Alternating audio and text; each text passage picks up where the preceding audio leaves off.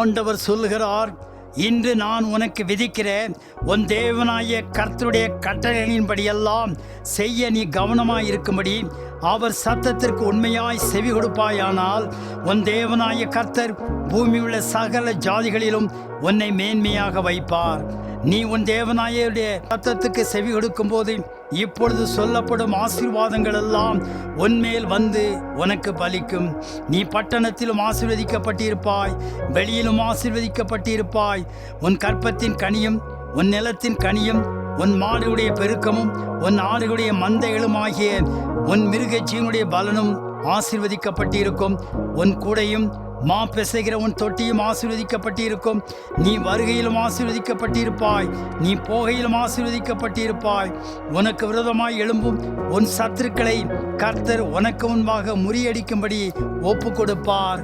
ஒரு வழியாய் உனக்கு எதிராக புறப்பட்டு வருவார்கள், 7 வழியாக உனக்கு முன்பாக ஓடி போவார்கள். கர்த்தர் உன் களஞ்சியங்களிலும் நீ கையிடும் எல்லா வேளையிலும் உனக்கு ஆசீர்வாதத்தை கட்டளையிடுவார். உன் தேவனாய கர்த்தர் உனக்கு கொடுக்கும் தேசத்தில் உன்னை நிச்சயமாகவே ஆசீர்வதிப்பார்.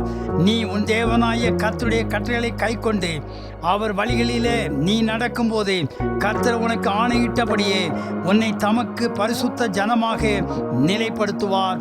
அப்பொழுது கர்த்தருடைய நாமம் உனக்கு தரிக்கப்பட்டது என்று பூமியின் ஜனங்களெல்லாம் கண்டு உனக்கு பயப்படுவார்கள்.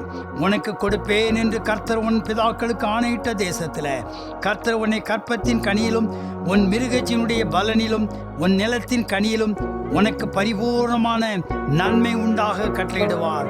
ஏற்ற காலத்தில் உன் தேசத்தில் மழை பெய்யும்.